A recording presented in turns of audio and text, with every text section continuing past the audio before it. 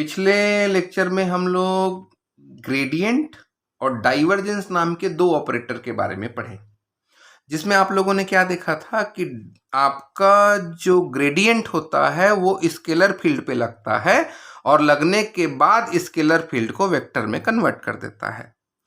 Divergence की अगर बात करें आप, तो आप ये बोले थे कि ये जो डाइवर्जेंस होता है वो उल्टा काम करता है। कैसे काम करता है? तो ये वेक्टर फील्ड को स्केलर फील्ड में कन्वर्ट कर देता है। अब ये बात तो क्लियर हो गई कि ग्रेडियंट एक ऑपरेटर है जो स्केलर से वेक्टर देता है और डाइवर्जेंस एक ऑपरेटर है जो वेक्टर से स्केलर देता है। अब आप लोग सोच रहे होंगे कि कर्ल वाला टॉपिक क्यों बता रहे हैं।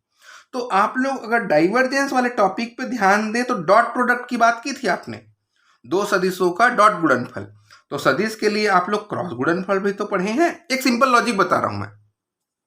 तो आप मेरे से अगर पूछेंगे कि क्या कोई मैथमेटिकल ऑपरेशन है जो क्रॉस प्रोडक्ट वाला होगा, तो है, ये है कर्ल। ठीक, तो ये टॉपिक क्यों पढ़ रहे हैं? एक सिंपल सा लॉजिक, डॉट वाला पढ़ लिए, अब क्रॉस वाला पढ़ के देखते हैं। ठीक है, डॉट वाला अदिश होता है तो अदिश निकला था, ये सदिश होता है तो सदिश होता होगा। चेक करेंगे, एक एक करके आगे बढ़ते हैं। चलिए, कर्ल का अगर सिंपल मीनिंग अगर आप सोचें तो कर्ल का मतलब होता है रिंग, रिंग कहिए या घुमाव कहिए। ठीक, मान लेते हैं कहीं ये पानी का जो बहाव है इस तरीके से है, एक जगह पानी का बहाव कुछ इस तरीके से है और एक जगह पानी का बहाव कुछ इस तरीके से है। अब एक रॉड को मैं यहां रख देता हूं, ये लीजिए। इस केस में क्या हो रहा होगा, ये पानी के साथ साथ सीधे सीधे सीधे सीधे सीधे सीधे फ्लो होते जाएगा। ये वाली स्थिति में, पहली स्थिति। दूसरी स्थिति पे अगर मैं आऊं तो क्या होगा, ये थोड़ा सा घूमने की टेंडेंसी रखेगा और अगर मैं इसको यहां रख दूं तो आप बोलेंगे घूमना शुरू कर देगा। ठीक है, इस तरीके से ये घूमेगा। इस स्थिति में कर्ल का मान शून्य होता है। ठीक, ये जो स्थिति आप दिखा रहे हैं यहां कर्ल का मान शून्य होगा। ठीक, और यहां स्थिति इन दोनों स्थितियों में कर्ल का मान कुछ ना कुछ होगा। कर्ल का मतलब घुमाव, जहां घुमाने की प्रवृत्ति होगी। सदिश क्षेत्र ऐसा रहे जहां घुमाने की प्रवृत्ति हो, वहां पे हम लोग वहां पे हमारे पास कर्ल होगा। और जहां घुमाने की प्रवृत्ति नहीं होगी वहां कर्ल का मान शून्य होगा। क्लियर है? ये तो एक सिंपल लॉजिक हुआ। अब आप सोचेंगे कि चलिए कर्ल करता क्या है, तो आपका सीधा सा जवाब है। क्या जवाब है? आप क्या बोलेंगे? किसी सदिश क्षेत्र का कर्ल, है ना। Curl of a vector field क्या होता है? वेक्टर होता है। सदिश क्षेत्र का कर्ल सदिश होता है। अब सदिश है यानी वेक्टर है तो क्या होना चाहिए इसमें? मैग्नीट्यूड होना चाहिए, मैग्नीट्यूड होना चाहिए और दूसरा डायरेक्शन होना चाहिए। तो वेक्टर फील्ड का यानी सदिश क्षेत्र का कर्ल सदिश होता है ना। Curl of a vector field is a vector whose magnitude, जिसका परिमाण किसी बिंदु पर लिए गए, कोई भी बिंदु ले लेते हैं, ये कोई बिंदु है, इस पर लिए गए, ध्यान दीजिए, किसी सदिश क्षेत्र का कर्ल सदिश होता है जिसका परिमाण किसी बिंदु पर लिए गए सूक्ष्म क्षेत्रफल के परिसीमा के अनुदिश, सूक्ष्म क्षेत्रफल के परिसीमा के अनुदिश, ठीक है, प्रति एकांक क्षेत्रफल रैखिक समाकलन के अधिकतम मान के बराबर होता है तथा दिशा क्षेत्र के लंबवत होती है। अगर एक्स वाई में लेंगे आप तो जेड दिशा होगा, है ना भाई। वाई जेड में लेंगे आप तो एक्स दिशा होगा, जेड एक्स में लेंगे आप तो वाई दिशा होगा। कहने का मतलब ये है कि कर्ल ए अगर आप निकालेंगे तो ये होता है डेल एस टेंस टू 0 रैखिक समाकलन A dot D L by del S. Clear हुआ? किसी सदिश क्षेत्र का कर्ल सदिश होता है जिसका परिमाण किसी बिंदु के सूक्ष्म क्षेत्रफल के परिसीमा के अनुदिश प्रति एकांक क्षेत्रफल रैखिक समाकलन के बराबर होता है और दिशा क्षेत्र के लंबवत होती है। क्लियर है?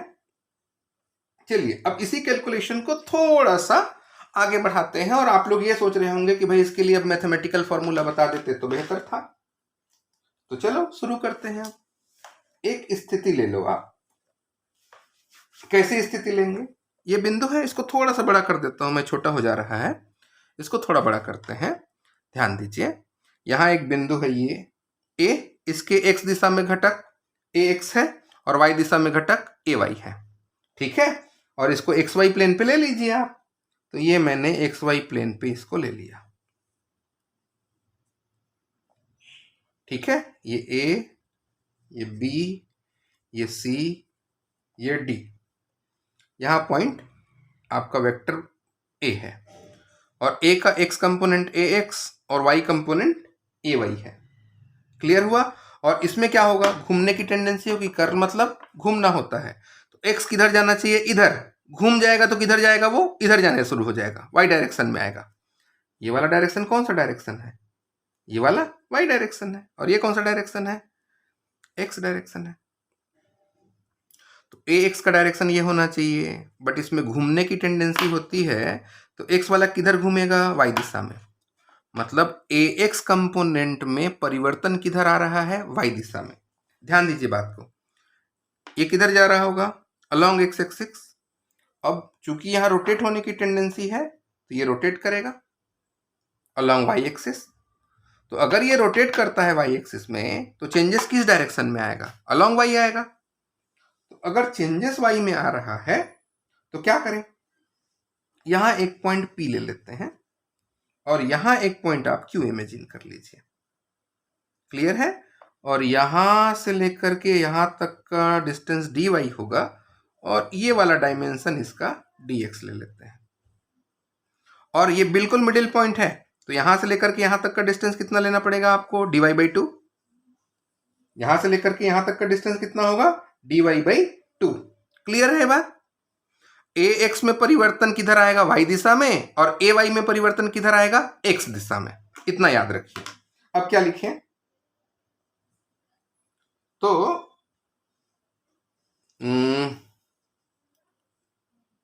द रेट ऑफ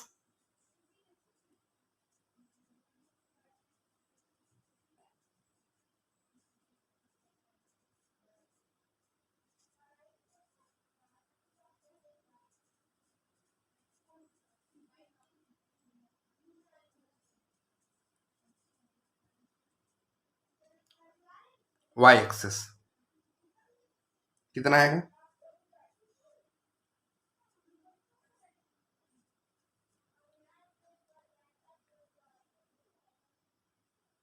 ठीक है, अब कहां से कहां तक आएगा?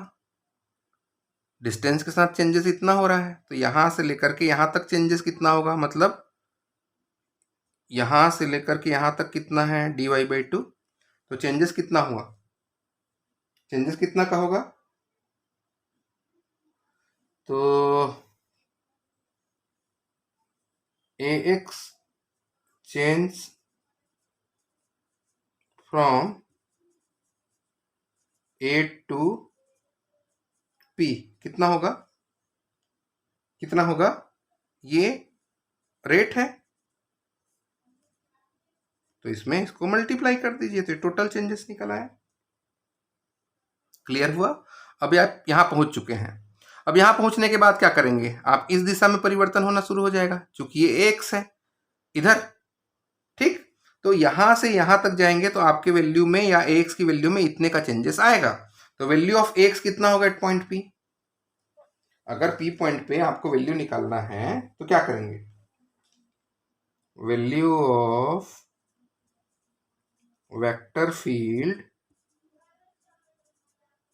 एट पॉइंट P बिंदु पर सदिश का मान कितना होगा? ax से कितना हो जाएगा? इतना बढ़ेगा। ये कितना हो जाएगा? Del ax del y dy by 2। अब x है तो अलॉन्ग x एक्सिस चेंजेस होगा इसमें जो चेंजेस आएगा वो किधर आएगा? x डायरेक्शन पे। चलिए, तो x डायरेक्शन में अगर चेंजेस निकालें तो कैसे निकालेंगे? चलिए देखते हैं। तो ये कितना आएगा? ये आ गया अलॉन्ग, ये हुआ अलॉन्ग PC, ये P से C की ओर। क्लियर हुआ? ये तो डेफिनेशन था। y दिशा में परिवर्तन आएगा क्योंकि x डायरेक्शन घूम के y दिशा में चला जाएगा। फिर आपने कहा dy बाई 2 में इतने का परिवर्तन आएगा क्योंकि यूनिट के लिए इतना हो रहा है, परिवर्तन की दर इतनी है, इतने दूरी में इतना हो जाएगा। तो इतना बदलेगा मतलब पॉजिटिव डायरेक्शन पे बदल रहा है, तो प्लस कर दिए। इसी को अगर मैं Q पॉइंट पे पूछता तो आप क्या बोलते? Value of vector field at point Q, negative y direction पे आ रहे हैं, नीचे आ रहे हैं, और कितना दूर आ रहे हैं? dy बाई 2 नीचे की ओर भी आएंगे, उतना ही दूर नीचे आ रहे हैं, तो ये माइनस में हो जाएगा ax del y dy by 2। किधर जा रहा है ये? अब x दिशा में है ये, x बताना पड़ेगा ना, ax की बात कर रहे हैं आप, तो ये q भी कर दिया। यहां तक देख लीजिए।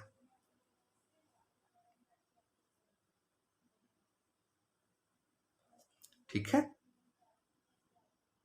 ठीक है।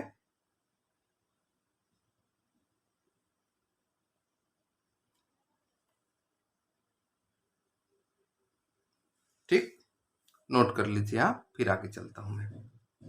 अब इसको मैं हटा रहा हूं।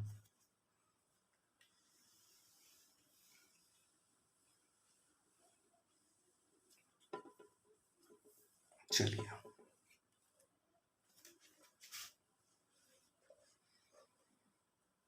अब यहां कोई पॉइंट ले लीजिए और यहां कोई पॉइंट ले लीजिए। ठीक, यहां पे लिख देता हूं मैं R और यहां लिख देता हूं S। इस डायरेक्शन में x दिशा में कौन चेंज होगा? ay चेंज होगा, और बिल्कुल वैसी चेंज होगा जैसे इधर चेंजेस हो रहा था। ठीक है, तो R पॉइंट पे ay का मान कितना होगा और S पॉइंट पे ay का मान कितना होगा? भाई जैसे इसके लिए आप लोगों ने क्या बोला था, यहाँ पे मान कितना निकाले हैं आप लोग? देखिए तो एक बार, यहाँ लिखे हैं आप ax del y dy by 2। तो यहाँ कितना होगा? धनात्मक x दिशा के लिए निकालेंगे तो ay का मान बदलेगा ना। R बिंदु पर कितना होगा? Value of vector field ay at point S and R कितना आएगा? S पॉइंट पे कितना होगा? S पॉइंट के लिए कितना निकलेगा? S पॉइंट के लिए निकलेगा ay del x dx by 2, और R पॉइंट के लिए कितना आएगा जी? ay r sorry R point के लिए तो निकल, S पॉइंट के लिए कितना आएगा? ये R पॉइंट के लिए निकल गया। S पॉइंट के लिए कितना आएगा? पीछे, इधर पीछे, तो ये del ay by del x dx by 2। यहां तक आप लोग को शायद कोई डाउट ना हो। और ये किस दिशा में परिवर्तन आएगा? y डायरेक्शन में, यानी कि अलोंग RC डायरेक्शन, और ये अलोंग SD डायरेक्शन। y दिशा में ही परिवर्तन आ रहा होगा। तो चारों चीजें आप लोग निकाल लिए। एक काम करते हैं, इस पूरे के लिए अब बात करते हैं, ठीक है। अब ए बी सी डी के रैखिक समाकलन की बात करते हैं। अब रैखिक समाकलन कैसे करेंगे? Vector component along A B into A B, vector component along B C into B C, C D into C D और D A into D A, इस तरीके से मल्टीप्लाई कर देंगे सब डायरेक्शन के लिए। क्या कर रहा हूं मैं? इस पूरे के परितः निकालना है अब, है ना। तो लाइन इंटीग्रल या लाइन इंटीग्रेशन, अब हम लोग यहां इस along A B C D A, है ना, लीनियर इंटीग्रेशन कितना निकल के आएगा? इस डायरेक्शन में कंपोनेंट कितना है? इस डायरेक्शन में कितना निकाले हैं आप? यहां से लेकर के यहां तक नहीं, इस पॉइंट पे कितना निकाले थे? क्यू पॉइंट के लिए कितना निकाले थे? X del X by del Y D X by two, यहां से लेकर के यहां तक कितना है?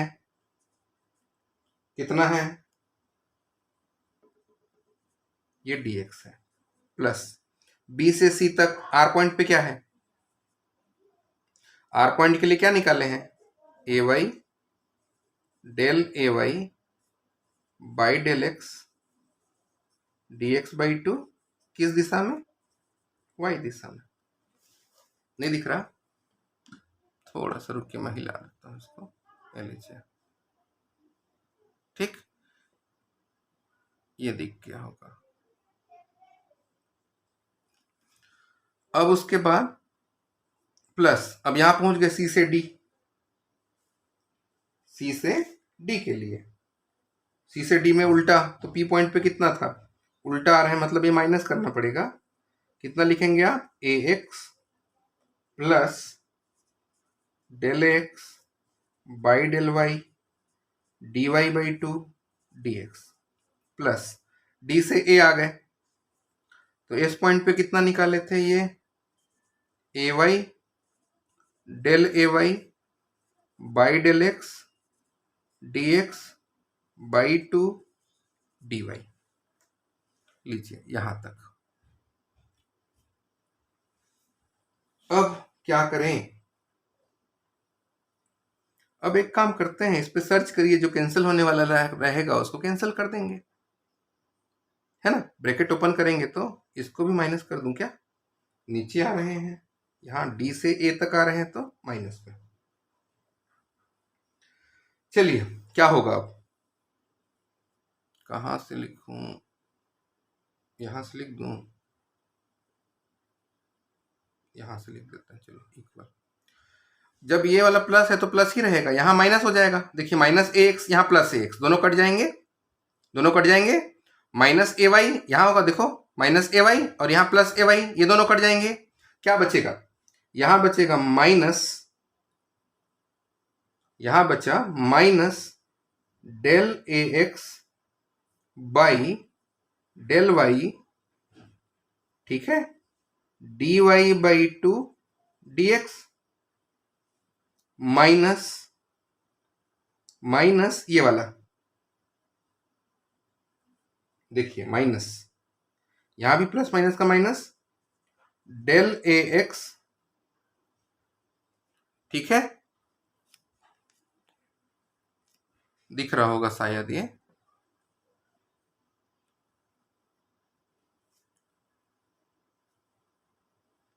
थोड़ा सा नहीं दिख रहा है शायद बच्चों को।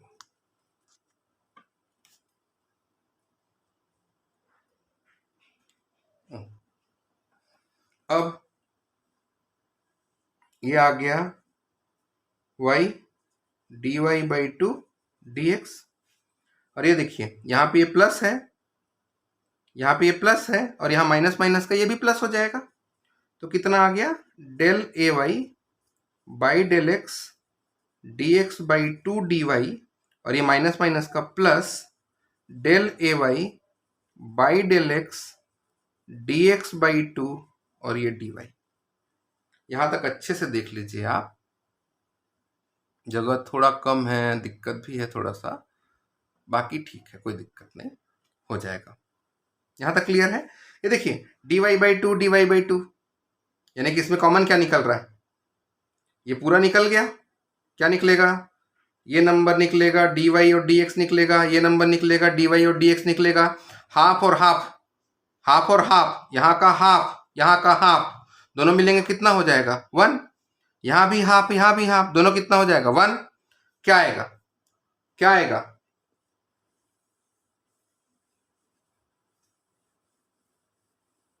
लिख लिए हैं आप, मैं मिटा रहा हूं पूरा।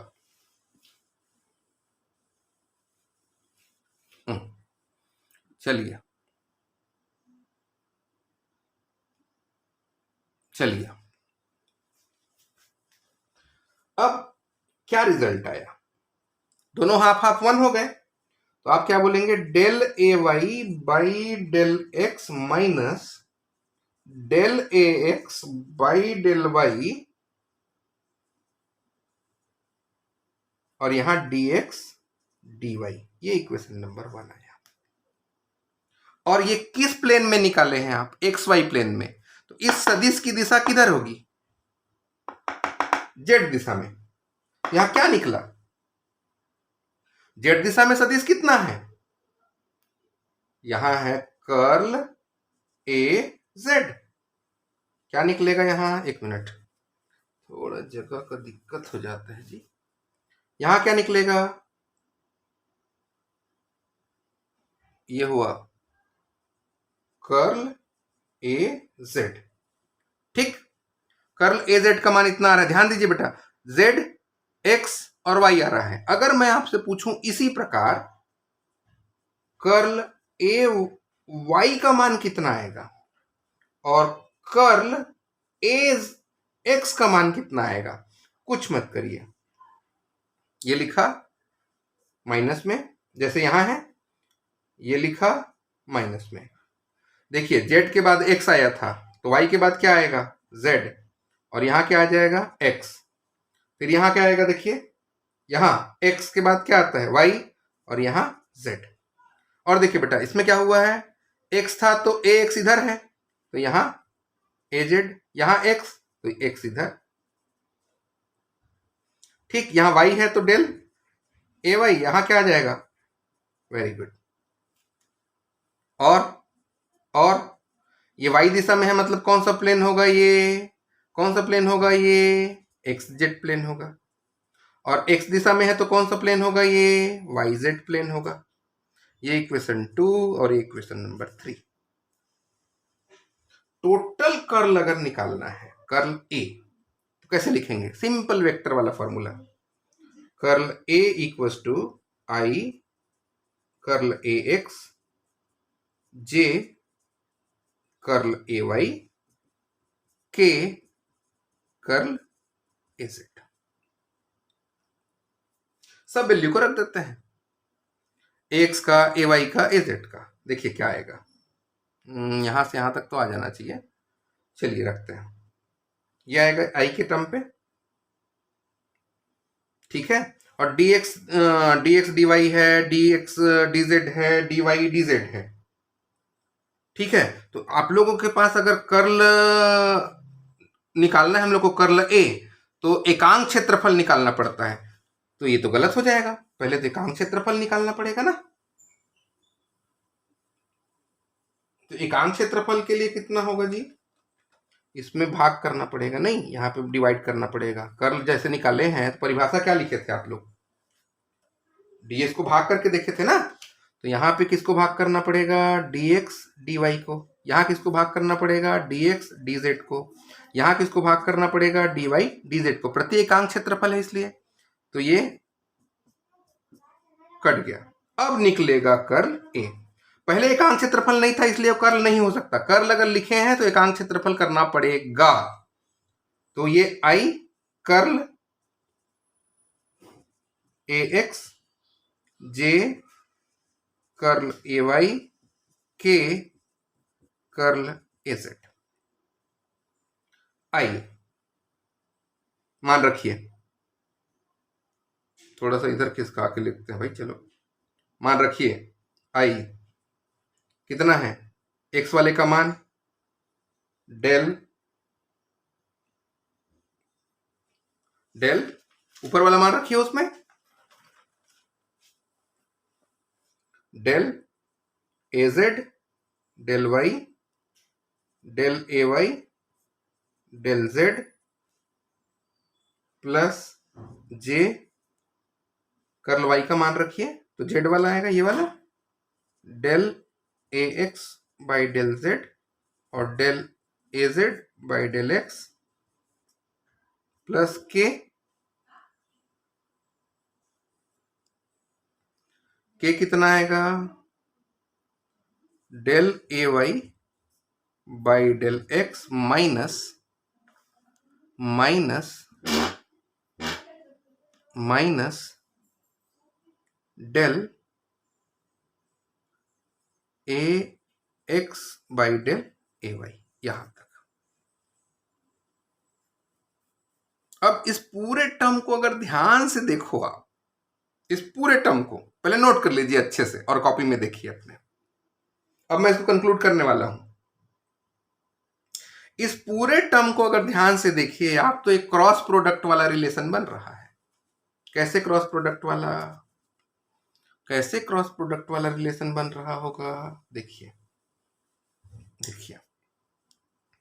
तो अगर मैं इसमें लिखूं कर्ल ए बराबर, ध्यान दीजिए, आई जे के, यहां क्या आएगा देखिए, इसको मैं लिख देता हूं del by del X del by del Y del by del Z, यहां करते हैं ए एक्स, यहां करते हैं ए वाई, यहां करते हैं ए जेड। ये लीजिए।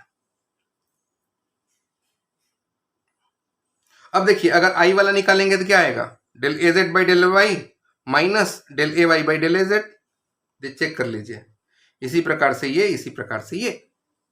इसको क्या बोलते हो आप, ये क्या है, क्रॉस प्रोडक्ट है। मतलब कर्ल ए, ये I del by del X J del by del Y K del by del Z है ना। यहां क्या आएगा, यहां पे क्या लिखेंगे आप, कर्ल ए बराबर, अगर सिंपली लिखे हैं आप तो क्या लिखेंगे, इसको मैं हटा रहा हूं बेटा, जगह कमी है थोड़ा सा।